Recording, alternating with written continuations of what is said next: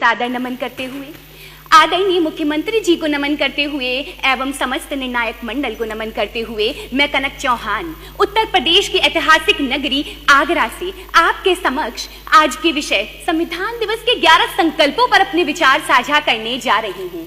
महोदय, वर्तमान में परम आवश्यक है कि यदि हम अपने पावन संविधान की बात कर ही रहे हैं तो एक क्षण रुकें और सोचें कि क्या होता यदि संविधान न होता।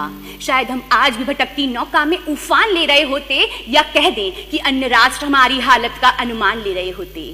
लेकिन यह हमारे पूर्वजों की देन है कि आज हमारे भारत संप्रभुता और समाजवाद का एक राष्ट्र है। ये हमारा संविधान ही है जो हम भारतीयों को लोकतंत्र समाजवाद का हिस्सा बनाता है। महोदय, संप्रभुता, समाजवाद और वसुधैव कुटुंबकम का नारा आगे बढ़ाते हुए हम इस भारत को संवैधानिक मूल्यों को अपनाकर इतना आगे बढ़ा सकते हैं कि हर दिल, हर कर्म, हर गली में अब्दुल कलाम से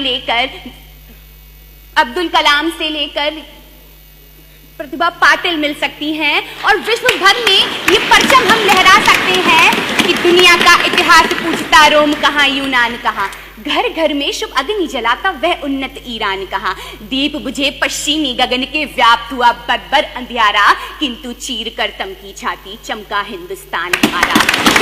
आघातों को सहकर जीवित हिंदुस्तान हमारा, जग के मस्तक पर रोली सा शोभित हिंदुस्तान हमारा, शोभित हिंदुस्तान हमारा। धन्यवाद। जय हिंद, जय मां Bharat.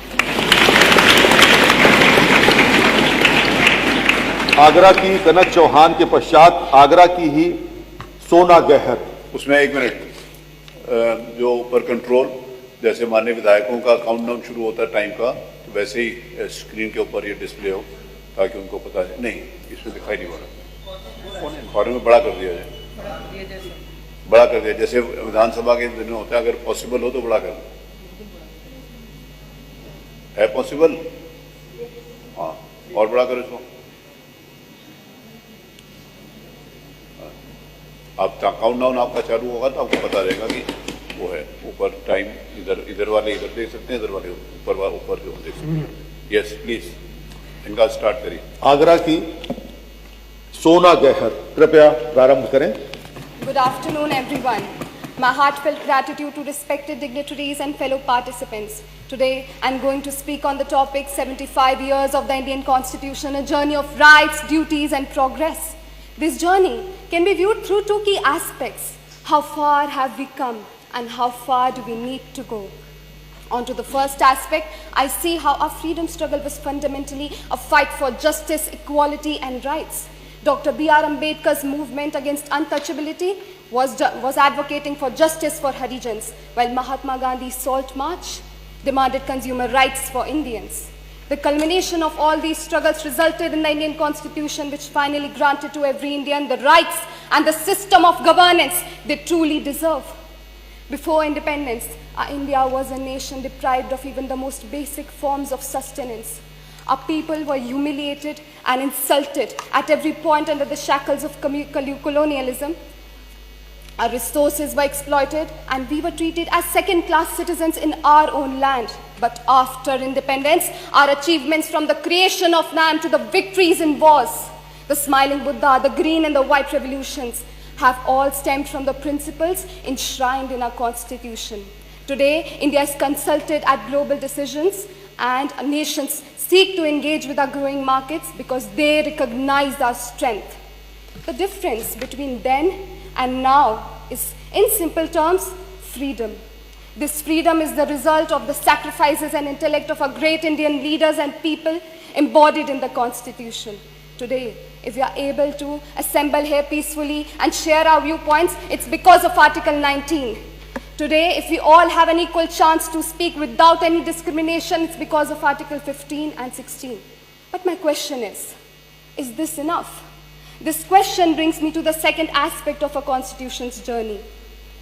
As we move towards becoming Vikasit Bharat by 2047, we need to take some steps and make some changes in our constitutional journey. The first step would be to move towards peaceful protests that do not harm the integrity of our nation. It deeply saddens me to see Indians fighting in the name of language, a tool of communication, not division.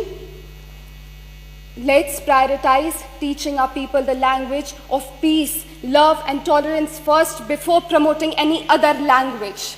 Next, the directive principles of state policy must be made legally enforceable, and women who once had to fight for getting out of their homes now have to fight battles against sexual harassments of all sorts.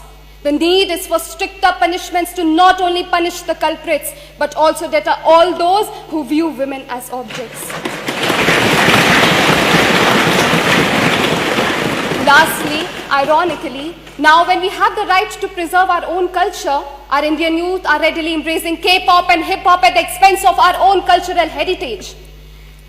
While it is fine to appreciate foreign culture, it becomes a matter of great concern and shame if we forget our own. I would like to conclude by saying that this constitution is a testament of our nation's resilience and determination, and as responsible citizens of India, it is our duty to uphold its values and contribute to building a just, inclusive and Vikasit Bharat. Jai Hind, Jai Ma Bharat.